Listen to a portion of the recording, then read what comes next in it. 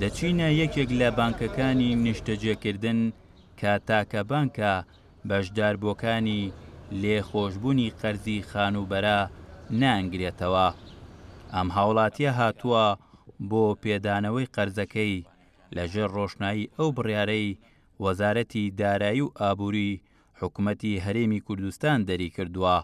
بەڵام لە کاتی سەردانیکردنیدا پێی ڕادەگەێنن سوودمەند نابێت لە بڕی ئەو لە ساپانزەی حکوومەتی هەرێمی کوردستان دەری کردووە. ڕۆهاتوومەتەوە بڕێک پارەم هێناوەتەوە بۆ حکوومەت کە نزیکەی 15 میلیۆنە هێناومەتەوە بە حسابی ئەوەی کە پێم وا بوو کە حکوومەت لە 15 لەو بڕەپارەیە لێم خۆشە بێ، بەڵام ئەم ڕۆهاتووم سەردانی ئەم دایرەیە کە مەڵێن ئەم لە 15 شمولی ئەم دایرەیە ناکە و ئەڵێن بەپێی ڕێنمایی وەزارەتی دارایی، بەڵام ئەوەی کە جێی سەرنجە ئەوەیە کە بەپێی ڕێنمایی ئەنجومەنی وەزیران هیچ ئیستیسنائێکی تیا نییە بۆ هیچ دایرەیە کە لێخۆشبوون نەبێ، بەڵام ئەم ڕۆهاتووم بۆ ئێرە ئەڵێن بەپێی ڕێنمایی وەزارەتی دارایی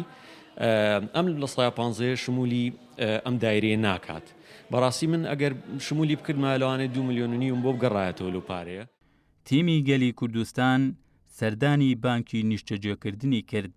لە سلێمانی، پێیان ڕاگەاندین دوای دەرکردنی ئەو بڕیارە داواکاریمان ئاراستەی وەزارەتی دارایی و ئابووری حکوومەتی هەرێمی کوردستان کردووە بۆ پێداچوونەوە بەو بڕیارەدا، چونکە تاکە بانکی نیشتەجێکردنین زیاتر لە 9,000 هاوبەشمان هەیە و ئەم بڕیارە نامانگرێتەوە. ئێمەش هەر عینەشت ینی بەشێکین لەم حکوومەتی هەرێمەیە کە ئێمە قەرزمان لە هەوڵاتی هەیە و هەوڵاتیژە بێ داوایمان لێکا بۆچی ئێمە بێبەشین لەو لە ساپانزەیە. ئێمە چەند جارێک نووسرامان کردوتە بۆ بەڕێبەراتی خۆمان و بۆ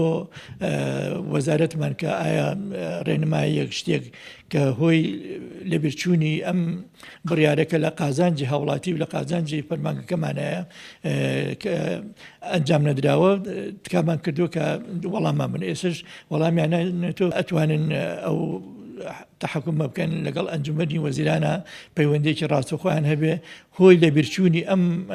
بەڕێبەراتی ئێمە هۆکارەکەی چییە کە هاوڵاتیکی زۆر بەشدار بوو هەیە نزیکی 9,000 بەشداربوومان هەیە ئێمە لە سنووری سلێمانی و قەزاونەحەکانە. ئەم 9,000 بەڕاستی هەمویان زۆربیان فەرمانبەرن، زۆربیان مەسەن بێژوکارن، ئێستا ئێمە داوای قیسیان لێکەینەوە چکە ڕقابەی مالیش ئێمە ڕۆژانە سەردانمانەکەن و ئەڵێن هۆکاری کەمتەرخەمی فەرمانگەکەتان چیە لەبارەی ئەو نەگەڕانەوەی قسەکان. بەڕێوەبەراتی بانکە پسپۆرەکانی سلێمانی لە نێو ئەو وەزارەت و فەرمانگانەی حکوومەتی هەرێمی کوردستاندا تاکە بانکی نیشتەجێکردنە لێخۆشبوونی قەرزی خانوبەرە نانگرێتەوە. ئەو بڕەپارەی لەم بەڕێوەبەراتێش دراوە بە هەوڵاتیان بە قەرزی درێژخایەن بڕی 258 ملیار و 728 میلیۆن دینار بووە و لەو بڕەپارەیەش تا ئێستا